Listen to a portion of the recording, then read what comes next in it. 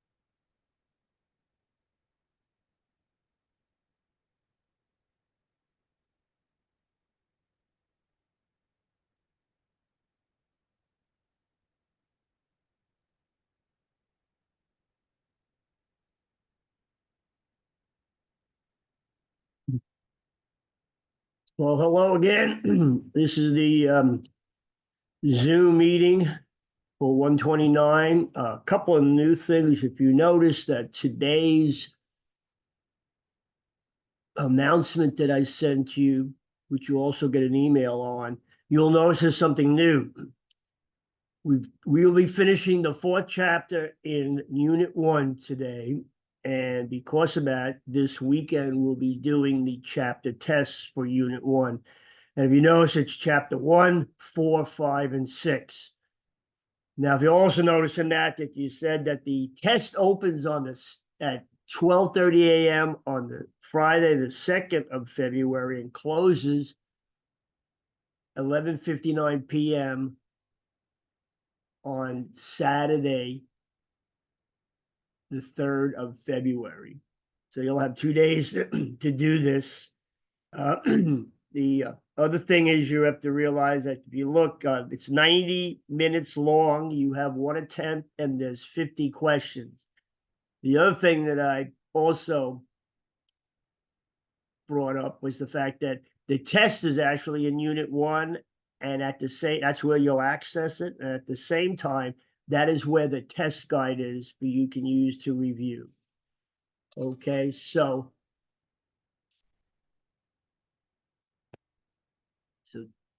this week we're doing chapter 6, which is discussion of administrative agencies.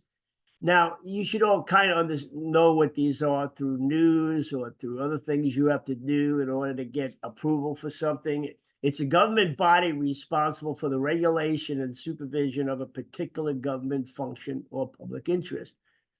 legislatures don't have the time or they don't have the expertise to do this. They make necessary rules. They will, however, be involved with making necessary rules to govern operations of complex areas of social or economic life. The agencies also supervise many details of complex areas of a daily basis. Legislations delegate these tasks to the administrative agencies, which are the regulators. The organization of governance, our traditional constitution governments operate at the federal, state, and local level, and each one still has the three branches: the legislative, the executive, and the judicial. Each branch has specific duties and powers that are mutually exclusive. The legislative branches at all levels of government consist of elected representatives responsible for passing laws that represent what the will of the people want. At the federal level, the two houses of Congress are the House of Representatives and the Senate. At the state level, the legislative branch is often called the General Assembly. It consists of two houses. At the local level, the legislative branch is often called a city or county council, or named something similar to that. The executive branch at all levels of the government ensures all enacted legislation is implemented and enforced. At the federal level, the executive branch is, of course, headed by the president. At the state level, the executive is the governor. And at the local level, the executive may be a mayor or a county executive. The judicial branch of the government determines if there have been any violations of laws or constitution. It interprets laws as to questions about what the law means in particular situations. At the federal level, district courts, appeals courts, special courts, and the U.S. Supreme Court, which is the one most known. At the state level, there's several levels of courts, including trial courts, appeal courts, and you also have a Supreme Court at the state level. And at the local level, there's municipal courts, justice of the peace courts, and magistrates. Functions of administrative agencies. Well, they regulate conduct, such as prices, entries into particular geographical areas, or entry into a particular kind of business. We also satisfy government requirements, for instance, the collection of taxes and revenues through various licensing laws. Agencies also disperse benefits, subsidies and benefits for various kinds of things like farmers' benefits, persons in need of public assistance, students, unemployed, and the elderly. And of course, the ones we most are aware of are the ones that provide the goods and the services, such as electricity, water, sewer, highway maintenance, hospital care, and public housing. Administrative agencies in action. An administrative agency might be formed to protect the public from certain behaviors. For instance, it's unlawful to have deceptive businesses, Federal Trade Commission. The agency would implement laws passed by a city council to ensure businesses comply. If the businesses violate the law or fail to correct problems, the business license could be revoked by the agency and the business could be closed. Generally, before the measures are taken, business owners are issued a subpoena or summons requiring the recipient to appear at the hearing to account for inaction or actions. To comply with the subpoena or summons, the merchant must attend the hearing at a specific time and a place to answer the agency's complaints, which is similar to the national and constitutional due process as discussed in previous chapters. The administrative hearing is like a trial, but without a jury, in which the administrative agency or administrative law judge decides on matters of regulation or law which the agency is charged to enforce. Decision can be appealed at the appeals courts. Similarities between administrative agencies and governments. In the executive function, the similarities are the daily operation of the agency and the establishing of policies and objectives. In the legislation function, rules and regulations resemble laws passed by the legislation, must comply with the Constitution and the statutes. Judicial function holds hearings and oversees compliance with these decisions. Differences between administrative agencies and the government's executive. Voters have the opportunity to vote for an executive into and out of the office. Voters normally do not elect the administrator of a regulatory agent.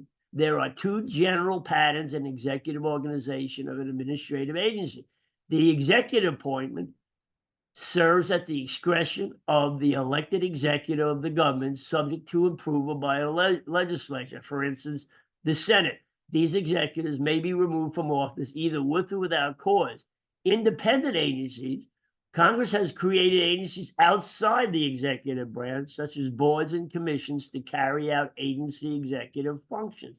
Once appointed to multi-year terms, members may not be removed by the president without cause or can be impeached by Congress.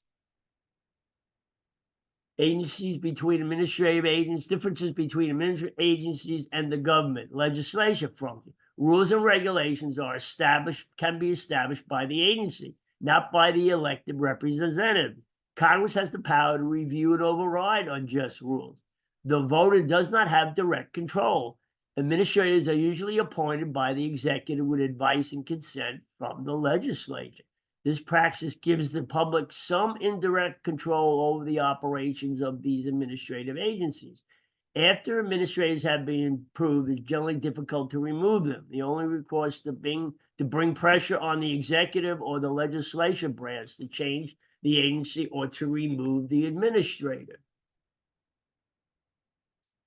Differences between administrative agencies and governments continue. The judicial function. Hearings conducted by an administrative agency do not have a jury. Procedures are not as formal compared to regular court hearing. An administrative law judge at agency hearing may not be entirely impartial. Determinations reached at the hearing by an administrative agent may also be appealed through regular or appeals court systems.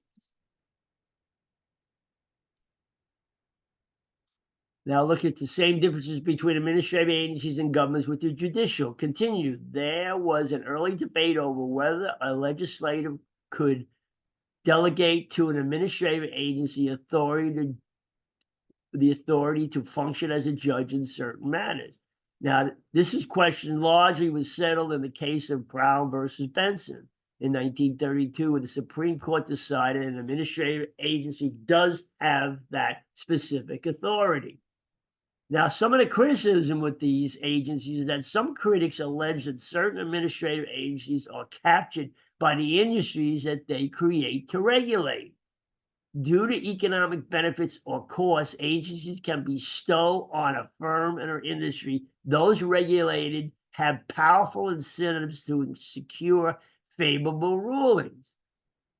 The need for specialized expertise in a given area is usually obtained only from the regulated industry itself because they have the expertise and the experience. And that's why we have so many lobbies in Washington, D.C.